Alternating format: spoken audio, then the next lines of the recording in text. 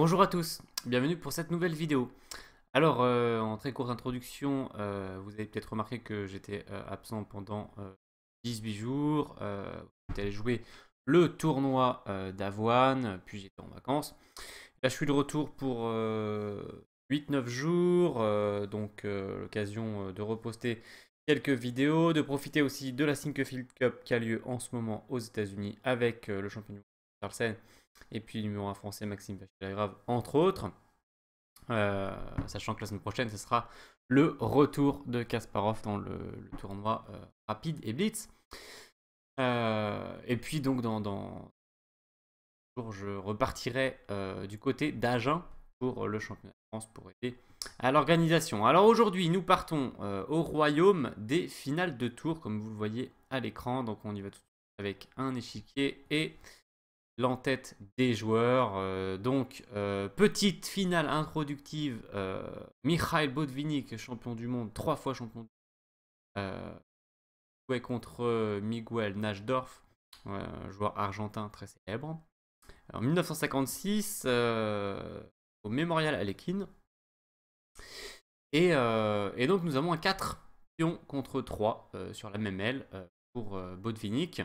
Et il a été en démonstration dans cette finale. Il a pratiquement fait que des coups excellents et il a mis en déroute les Noirs. Alors on peut déjà remarquer qu'il a un magnifique roi en F5. Alors on va faire attention bien sûr parce qu'il n'a pas de case de fuite, donc heureusement qu'il y a le pion en H5, sinon il va y avoir des 6 échecs et mat. Ça aurait été la prise. Attention quand même quand le roi se retrouve comme ça un peu enfermé. Il peut se faire mater de temps en temps. Mais bon, ici tout contrôle. Et donc, c'est l'introduction à la finale Carlsen-Nakamura qui a eu lieu hier dans cette Sinquefield Cup. Carlsen qui a eu des bonnes chances de gagner et qui finalement n'a pas réussi. Donc, on va débriefer tout ça. À commencer par cette petite finale Botvinnik-Najdorf. Alors, Botvinnik a les blancs, il joue tour 5. Les noirs jouent tour 7 et puis il joue E5. Alors pourquoi il a rapproché sa tour? Parce que dans certaines circonstances, il pourra utiliser son pion comme un point d'appui. Par exemple, si il veut avancer, pourquoi pas utiliser le case D7. On va le voir. Donc les noirs prennent, les blancs reprennent. Voilà. Évidemment, ce qui crée un pion passé. Toujours important d'avoir des pions passés dans les finales, y compris les finales de tour. Donc il pourrait éventuellement continuer sa route avec le pion. Roi E7, alors par exemple, si les noirs jouent tour A6 pour se dire je ne veux pas que tu avances, eh bien déjà on utilise voilà, la position de la tour astucieuse de la part des blancs pour contrer cette tour. Et puis quand elle repart, on peut faire un coup assez élégant. Vous pouvez mettre la pause et chercher le coup des blancs. Alors on peut peut-être le faire dans les deux sens d'ailleurs, mais voilà, le sympathique, c'est tour D7 échec. Il est obligé de prendre et on place le petit E6 échec et le roi blanc va prendre tous les pions noirs. Donc c'est complètement gagnant. Voilà, on revient à la partie. Donc après F prend E, menace éventuellement de continuer. Najdorf a joué roi E7. Oui, Najdorf, je ne l'ai pas dit puisqu'on parle de finale, mais bien sûr c'est de lui que vient le nom cette défense sicilienne extrêmement célèbre, jouée notamment par Kasparov et on a cité déjà Yen Najdorf. Petite histoire très connue dans E6 quand même de la part de Botvinnik. Et donc on retrouve cette idée de passer éventuellement autour de cet échec sur un coup d'attente comme tour B7. Et on pourrait faire la même chose avec échanger et dévorer les pions restants. Donc après E6, Najdorf décide de jouer tour A4. Alors qu'on pourrait attendre le coup de tour D7 échec, qui pourrait d'ailleurs peut-être transposer, Botvinnik joue un coup quand même très malin avant. À partir de là, enfin déjà il a fait des bons coups dans les premiers coups de cette finale, mais il va vraiment laisser aucune chance à son adversaire. Il va démontrer tout son talent, toute sa précision. Jeu précis, scientifique. Et donc il a joué G5. Il était d'ailleurs par ailleurs ingénieur. Champion du monde et ingénieur en même temps. G5. Alors on va voir la pointe de scoop plus tard. Alors les noirs prennent.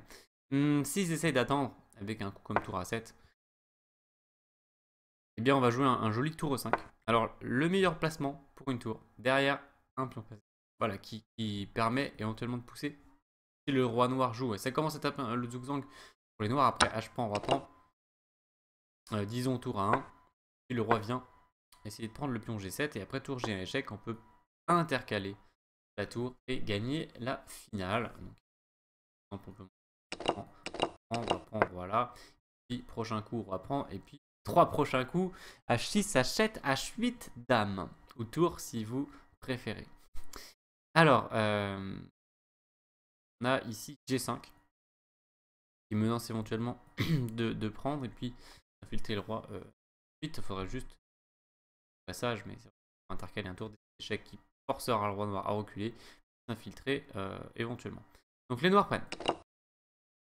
Et alors, au lieu de reprendre, bien sûr, parce qu'il perdra le pion E6, Botvinnik intercale tour 17. Roi F8 protège le pion. Et encore une fois, il joue précis et il intercale tour F7 échec. On retrouve de temps en temps ce coup d'échec. Alors on sait qu'il ne faut pas donner échec si on n'est pas sûr que ça soit utile. Il y a beaucoup de joueurs qui aiment bien faire échec, mais on va dire que grosso modo, une fois sur deux, c'était pas forcément une très bonne idée. Même ça peut dégrader.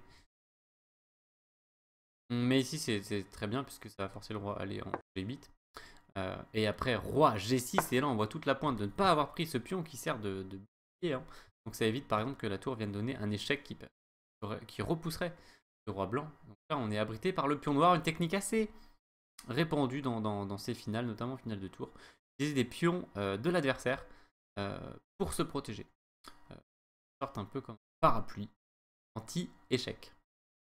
De temps en temps l'expression une pluie d'échecs, une tour qui donne une pluie d'échecs. Bon, voilà, c'est le parapluie. Donc roi G6, bien vu. À noter, donc bien sûr que si le roi était allé en E8, la tour pouvait prendre le pion G et puis les blancs vont bien sûr gagner cette finale. Roi G6 bien joué et menace tour prend G7 sur échec. Donc sur gain de temps. Il y a eu G4. Bon voilà, s'il essaye de faire tour E4 pour se mettre derrière le pion passé, qui est quand même pas dangereux puisqu'il a 2 cases de dame, tour prend G7 sur échec et sur roi F8, on peut par exemple jouer E7 échec, voilà, on simplifie, on tombe dans une finale gagnante, après tour prend,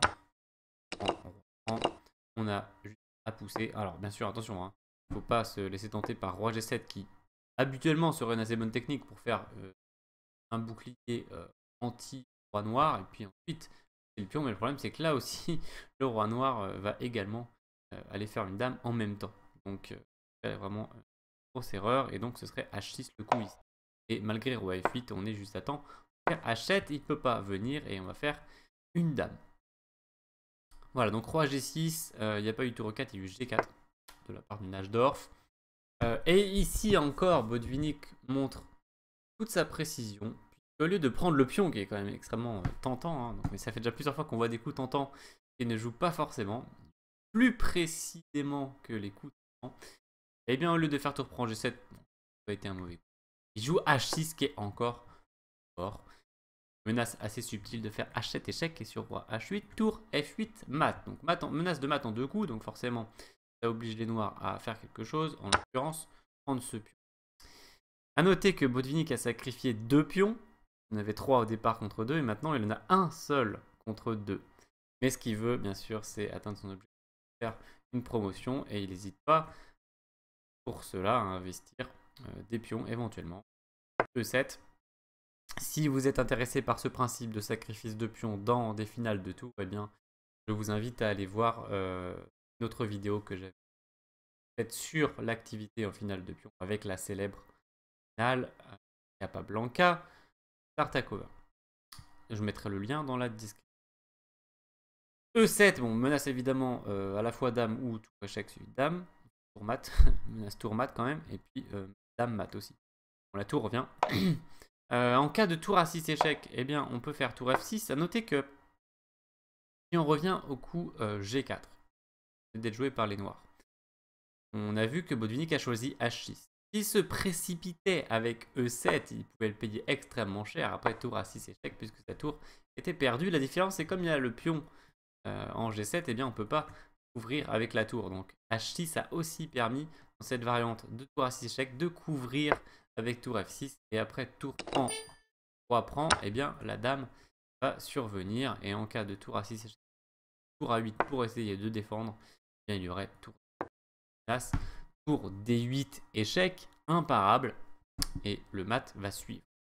Pauvre roi noir qui est complètement bloqué par le pion et par le roi. Donc E7 joué par Botvinnik. Tour A8 répondu par Najdorf. Et petit exercice final pour vous pour cette première partie. Comment terminez-vous le travail avec les blancs? Vous pouvez mettre la pause. C'est vrai qu'on pourrait se dire qu'on a un peu bloqué ici, plus ou moins. Pas trop comment avancer le pion. Et bien tout simplement, on va reculer la tour et on va menacer de nouveau. Le tour D6, tour D8 qui est tout simplement mortel et imparable. Et donc c'est pour ça que Najdorf a abandonné dans cette position. Donc on peut montrer par exemple sur empêcher D8 et puis pareil sur tour E8. Certes attaque le pion mais on joue tour D6 très malin. Et s'il prend évidemment on va donner un mat. Du coup tour D6 complètement gagnant. Voilà, on va pas aller plus loin pour cette finale qui était quand même assez limpide puisque a joué de manière tellement puissante que finalement il n'y avait pas forcément des grandes analyses à faire. C'est vrai qu'on aurait pu penser dans cette situation-là que c'était quand même plus difficile de gagner, mais on aura remarqué deux choses. Bien sûr, ce magnifique roi actif des blancs qui est déjà sur la 5e rangée, et puis un petit trou sur la case G6. Le fait que le pion noir soit avancé en H6, s'il était en H7, ce ne serait pas la même histoire. Et bien on a vu le roi qui s'infiltrer au moment décisif sur cette case G6. Voilà, et nous allons maintenant pouvoir enchaîner sur la partie de Magnus Carlsen contre Hikaru Nakamura, top mondial, qui a été joué donc tout simplement hier dans cette Sinquefield Cup qui fait partie du Grand Chess Tour, une sorte de tournoi du Grand Chelem, à 4 dans l'année. Donc ça clôturera avec Londres. Alors je dis 4 parce qu'il y a 4 lieux en fait, au total il y en a 5. Il y en a 2 en rapide et blitz et 3 en lent. Non, c'est le contraire. 3 en rapide et blitz. Et là, c'est le segment partie lente aux États-Unis. Et donc, hier, Carlsen a obtenu cette finale qui est extrêmement ressemblante, comme vous le remarquez, puisqu'il a lui aussi un pion passé E, comme Nick après qu'il l'ait créé avec E5, pion, pion, pion. Et puis, il a lui aussi un roi plus avancé, donc très similaire. Donc, toute la question est de savoir si les blancs vont réussir à gagner cette finale. Alors, on va pas rentrer dans tous les détails, parce que sinon, on va se noyer. Donc, notre but va être d'essayer d'aller à l'essentiel. Et on va essayer de retenir des éléments très importants de cette finale. Finale de tour, domaine extrêmement compliqué. On commence à se pencher dessus. D'un autre côté, ce sont des finales qui arrivent très fréquemment. Les finales les plus fréquentes. Donc ça vaut toujours le coup d'étudier un petit peu. On ne peut pas espérer maîtriser ces finales. Même les joueurs de ce niveau-là ne parviennent pas à un niveau de maîtrise parfait. C'est trop profond. Mais voilà, on peut déjà savourer leur façon de jouer et puis nous aussi faire ce qu'on peut pour essayer d'y comprendre quelque chose à notre modeste niveau. Donc on y va. Alors il a joué roi F4, il y a eu tour A4 échec. On verra que c'était pas forcément le meilleur choix. Bon, il y a eu E4 Carlsen et la tour est revenue en A7. Bon, apparemment ici c'était important de jouer tour A5 pour les noirs pour venir empêcher le roi de s'infiltrer en G5. La tour qui fait une barrière assez efficace. Alors évidemment, ça fait peur d'abandonner la 7e rangée, puisque la tour blanche pourrait s'infiltrer pour aller taquiner le pion en H7, mais on pourrait toujours avancer le pion H. Alors, dans ce genre de situation, on a des options entre H6 et H5, et il y a certaines situations où les deux coups peuvent éventuellement tenir la finale. Et on a plus tendance à choisir H5 quand même, du fait que la tour protège, et on est quand même très solide, ça va pas être facile les blancs de gagner. Alors c'est vrai qu'on menace tour G7.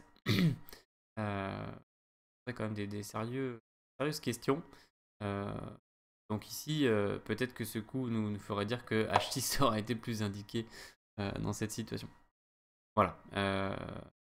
Alors, tour A5. Disons tour B6 échec. Roi F7, tour B7 échec. Roi G8 qui force le roi noir à être extrêmement passif sur la 8ème rangée. Mais cependant, après un coup comme tour D7, on retrouve ce positionnement de la tour près du pion pour éventuellement faire tour D5 pour pouvoir avancer le roi ensuite. Eh bien, H6 pourrait tenir cette finale. Donc voilà, j'utilise comme vous le remarquez des conditionnels parce que c'est très compliqué. Faudrait pousser les analyses pendant vraiment temps pour être sûr de ce qu'on avance. C'est pas le but de vous proposer des analyses parfaites ici. On va plutôt, comme j'ai dit, essayer d'aller sur les éléments importants. Donc voilà, mais première chose importante, ça aurait pu être une bonne défense de la part des noirs de tenir cette 5ème rangée. On va le voir après. Donc tour A7 joué par Nakamura, donc il préfère tenir la 7ème rangée. Bon, c'est vrai qu'il a l'air très solide. Que là, il défend son H7 et son roi E6 bloque bien. Mais Carlsen va essayer de progresser. Alors, ici, il y avait un moment très important. Et de ce qu'on a dit juste avant, vous pouvez déjà déduire le coup que Carlsen a manqué. Il a joué tour B6 échec qui était assez roi. Et puis, on verra ensuite ce qui s'est passé dans la finale. Eh bien, le gain était annoncé par le super ordinateur norvégien. Mais voilà, c'est pas forcément un coup d'ordinateur, c'est tout simplement un coup très logique, c'est roi G5. On s'infiltre dans la position, donc c'est très important dans ces finales de pouvoir à un moment ou à un autre s'infiltrer dans la position adverse. Si on n'y arrive pas, eh bien finalement l'adversaire a toutes les chances de tenir la position, éventuellement avec forteresse. Donc, roi G5, c'est une suite assez logique. Alors Carlsen a dit qu'il avait envisagé ce coup, il a réfléchi 7 minutes sur ce coup, c'est qu'il avait envisagé mais qu'il pensait qu'il y avait du contre-jeu pour les noirs. Effectivement, il y en a, mais il pouvait le gérer. Ça, c'est ce qu'il a un peu sous-estimé. On va voir comment ça gagne, parce que c'est bien beau de dire oui, il aurait pu gagner par roi G5, mais toute la question qui nous intéresse, c'est quoi et comment ça gagne. Et donc, c'est ce qu'on va voir principalement maintenant. Donc, déjà, on peut dire que si c'est le roi noir qui s'occupe d'aller en G8 pour défendre le pion H7, parce que le roi blanc va venir, ça marche pas du tout. Hein. Le roi F7, on s'infiltre, on menace de prendre le pion, il fait roi G8, et puis la tour repousse le roi, et puis bien sûr, on peut prendre ce pion, et on gagne. Donc, le roi peut pas venir défendre. C'est la tour qui va devoir se charger de ce. Donc, roi E5, voilà, contre-attaque. Contre-attaque qui était crainte par le champion du monde, Magnus Carlsen. Mais on y va. Roi H6. On s'infiltre, c'est ce qu'on voulait. Et alors maintenant, il va y avoir deux possibilités pour les noirs. La première, bien sûr, prendre le pion. Et puis la deuxième, ne pas le prendre et faire roi F4 pour aller s'en prendre au pion G. Et pourquoi pas au pion H. Voilà, effectivement, quand Carlsen a calculé cette variante, il a vu cette position et probablement il s'est dit, oulala, le roi noir est quand même en train de faire un peu une razzia sur mes pions. Est-ce que je vais pouvoir les défendre, enfin défendre suffisamment tout en faisant le plan d'aller prendre ce pion, parce que ce pion pour l'instant est défendu. Hein. Donc le plan des blancs, ça va être tour B8, tour H8, tour prend. Quand on aura fait ça, oui, on pourra espérer gagner éventuellement les deux pions noirs. Mais ça prend 3 coups. Et dans 3 coups, on peut en perdre des pions aussi. Voilà, donc c'était le doute de Carlsen dans cette position. Nous allons voir maintenant ce qui aurait pu se passer. Alors, premièrement, sur roi prend pion. Qui est tout à fait logique, capturer le pion passé. Eh bien, si vous voulez vous exercer, vous pouvez mettre la pause pour trouver le coup gagnant des blancs ici. Alors, si vous avez trouvé ou finalement assez logique, mais voilà, c'est jamais si facile de se repérer dans ces finales de tour, eh bien c'est tour F1, on coupe le roi. Très classique dans ces finales. Le pauvre roi est coupé par la tour, ce qui fait qu'il ne peut plus participer à l'action là où c'est important, hein, c'est-à-dire au niveau des pions. Et puis les blancs ont un plan très simple de jouer tour F8. Alors il ne faudra juste pas aller trop vite. Il faudra bien intercaler un petit G5 pour que ces pions soient mieux protégés. Puis on pourra enchaîner avec le plan mentionné. Donc roi E5, on va montrer par exemple 5. Alors tour B7, bon, si les noirs essayent de contre-attaquer, ce qui est toujours une bonne idée hein, dans ces finales. Malheureusement, après roi prend, tour prend échec, roi prend. Ici, on a une complètement perdante de la finale, puisque le roi est coupé par la tour, et le roi blanc est devant son pion, et il va avancer petit à petit, et on gagnera avec le gain de Lucena. Donc tour B7, gain de Lucena que je vous invite à découvrir. Vous connaissez pas. Finale de tour. Tour F8, on y va. Hein. Donc le roi fait ce qu'il peut. Tour H8. Ok, le roi enfin peut passer par la colonne F, mais c'est trop tard. Après, roi F5, tour prend. Et en cas d'échange, évidemment, on gagne finale. Deux pions, voilà, on va juste se décaler et faire une dame. À noter que si les noirs ne prennent pas, ben c'est pas mieux puisqu'ils vont... on peut montrer par exemple tout. B6, après un coup comme tour F7 échec, voilà, tour F6, on gagne la partie avec les blancs assez facilement. Donc et puis on reprend, et on ne devrait pas avoir de difficulté technique ici à gagner. Erreur de ma part. Non, ça devrait aller par exemple, on reprend, voilà, puis et puis accompagner. Peut-être qu'il y avait une autre façon de gagner, mais ça va être une... Voilà, donc roi prend, et bien, se fait couper par tour F1. Très instructif. Voilà, un élément très important à retenir, par exemple, cette finale. Voyons maintenant ce qui se passerait en cas de roi G5, roi E5, roi H6, roi F4. Ici, ça va être un peu plus subtil de la part des blancs, mais pas non plus tant que ça, puisqu'ils ont au moins deux coups. Ils gagnent G5 ou tour G1. On va montrer plutôt tour G1, qui est plus précis. G5, ça gagne, mais c'est un peu surprenant finalement que ça gagne, quelque part. C'est plus complexe. Mais juste tour G1. Avec une idée de basique, vraiment simple, c'est-à-dire que si tu prends le pion, eh bien je transpose dans l'autre variante avec. Voilà. Donc le roi noir va essayer de rester actif ici, et ils vont jouer un coup d'attente. Voilà, et c'est là qu'on pourrait se dire, mais comment on va progresser? Alors on va commencer par G5, que la tour ne soit pas obligée de protéger ce pion. Les noirs attendent. Et ici, voilà. Petit exercice pour vous, de nouveau, si vous voulez chercher comment les blancs peuvent gagner ici. Alors, il y a peut-être plusieurs possibilités. Encore une fois, je mets des réserves. Mais le plus direct, c'est d'utiliser le pion passé comme une diversion, le pousser. L'idée, bien sûr, c'est s'il prend, c'est de refaire tour F1 et on retombe dans ce schéma très important que nous avons déjà vu et qui gagne complètement. Donc E5 pousse le pion. On pourrait se dire, mais ce pion va pas aller très loin puisqu'il y a la tour qui protège. On va voir. Tour B7, E6, tour E7, ok, top quand même. Hein. Et tour D1. Cette fois, la tour qui travail défensif à faire au niveau des pions s'active et menace ce fameux tour D7. Encore une fois, on est sur la colonne à côté de celle du pion pour s'appuyer avec le pion. Et donc, bien sûr, l'idée, c'est que après roi F5, on va placer ce tour D7. Il ne pourra pas prendre la tour, sinon on va faire une dame. Donc, il va prendre ce pion. Et puis, après, tour prend H7, on va retomber finalement. On a déjà vu tout à l'heure. Et qui est assez facile à gagner après un coup. On va juste pousser. Et puis, on se rend compte que ce roi, certes, il a fait le tour pour essayer de prendre des pions. Mais maintenant, il est très mal placé pour la finale. Il devrait se retrouver en G8 pour tenir la partie nulle. Comme d'ailleurs... terminer la partie. Et bien voilà, on vient de voir en gros comment les blancs peuvent gagner avec l'infiltration roi G5, roi H6. Et donc ce qui nous fait dire que aussi ça aurait pu être une bonne idée pour les noirs départ de la finale de positionner les pions comme ça. Forme également une barrière avec pas de case d'infiltration pour le roi. Qui pourrait fortement compliquer la tâche des blancs. Apparemment ici ça fait nul, mais il faudrait creuser les analyses pour en être 100%. Et bien voilà, on va regarder maintenant la suite de la partie. Il y a eu tour B6 échec, roi F7, tour C6, tour D7. Alors une erreur de la part de Nakamura. Bon là ça commence à devenir très technique. Je ne vais pas m'étendre, mais je veux juste mentionner que roi G7 c'était bien. Parce que la tour a besoin d'être assez loin pour avoir plus de liberté. Notamment pour pouvoir donner des échecs au roi blanc s'il s'approche. Et pas être gêné par le pion. Et après tour D7, il y aura certaines cases auxquelles elle ne pourra plus accéder à cause du pion. Par exemple, ici, elle peut pas faire tour D5. Et à cause de ça, Carlsen ici avait de nouveau un coup gagnant. C'était H5, mat en 26 coups selon l'ordinateur. Mais là, c'est très compliqué.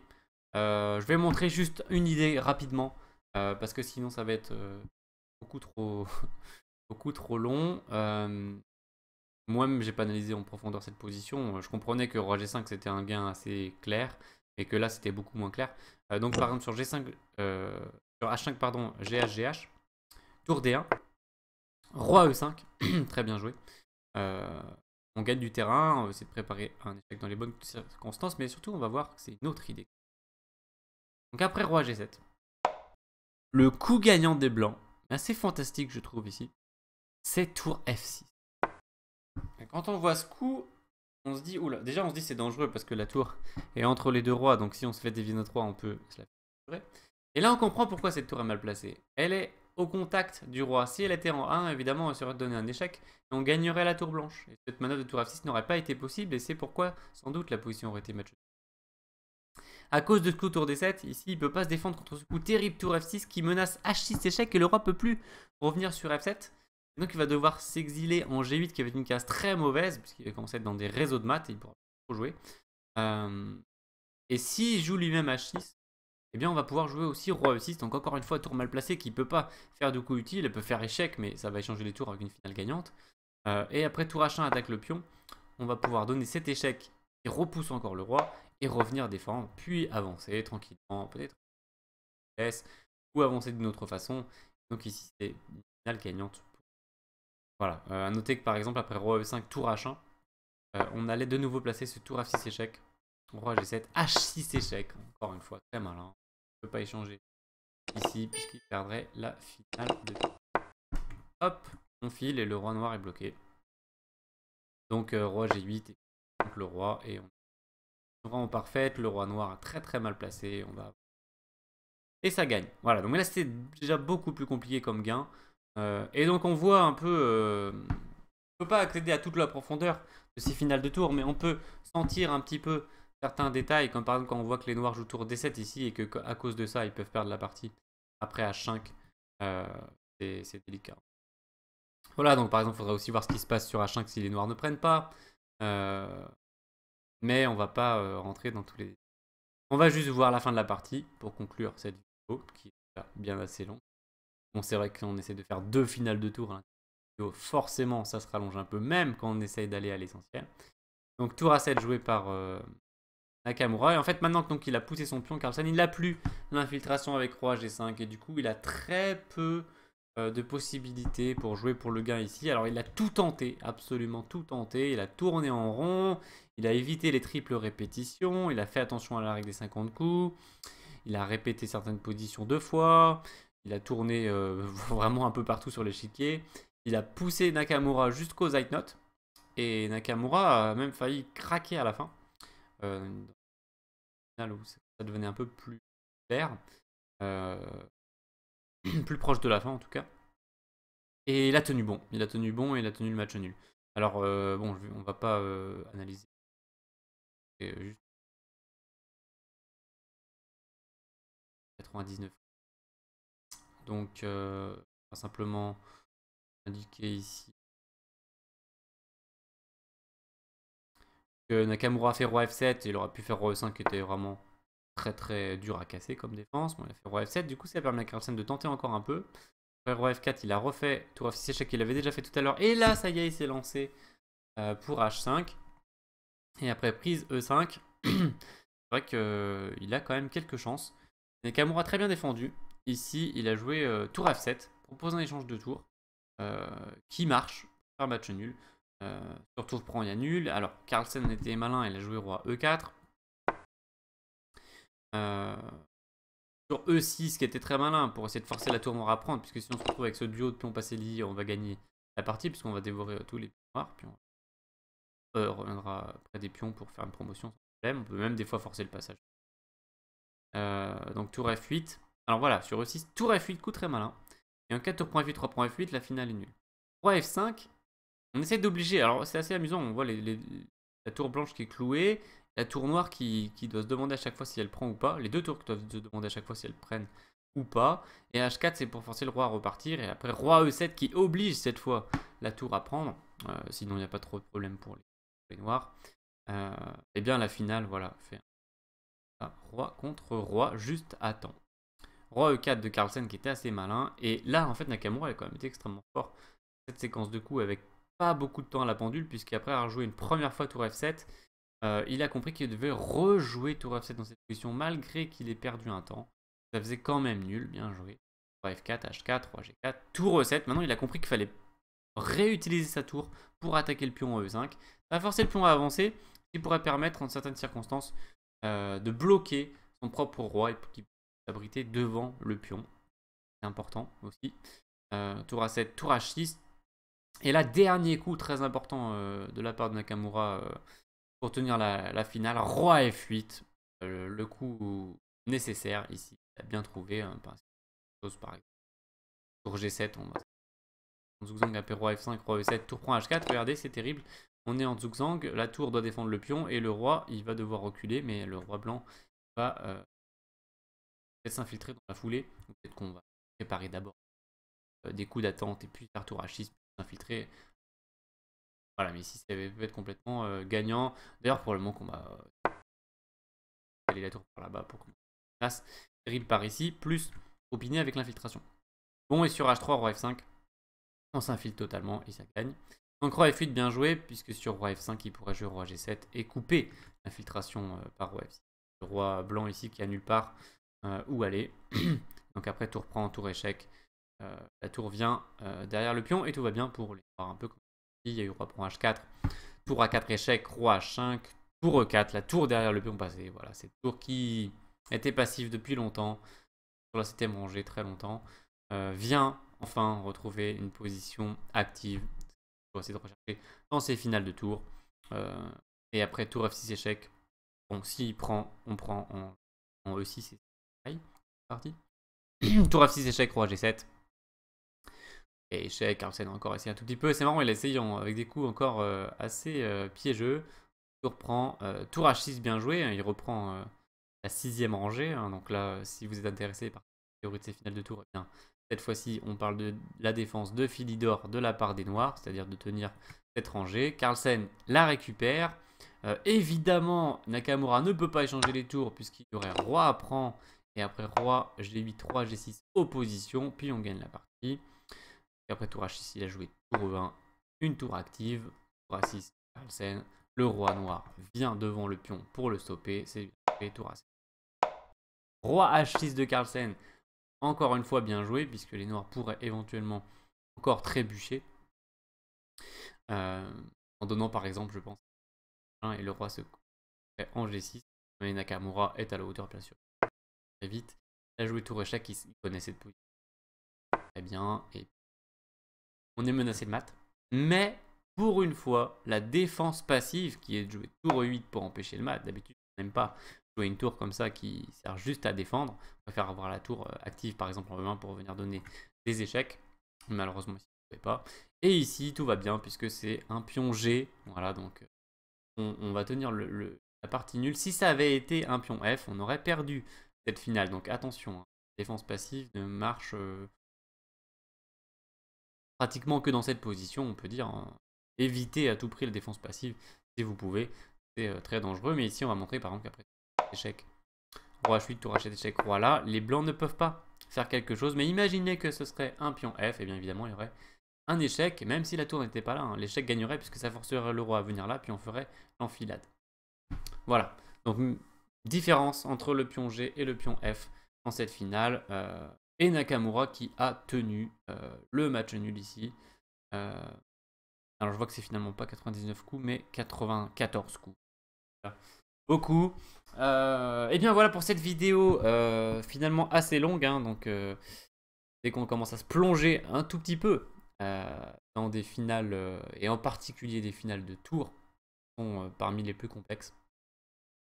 Et bien ça prend un peu de temps, mais ça vaut le coup d'acquérir des petites astuces, des petites techniques de jeu qui vont resservir dans ces finales de tour que l'on retrouve très souvent. J'espère que vous avez apprécié cette vidéo. N'hésitez pas à me faire un petit retour dans les commentaires. Je reviendrai probablement sur d'autres parties de la Sinquefield Cup. Et j'ai repéré aussi une partie d'un autre tournoi très intéressante que je vous commenterai très bientôt. N'hésitez pas à vous abonner si ce n'est pas encore fait et à laisser un petit like. Je vous dis à la prochaine. Salut!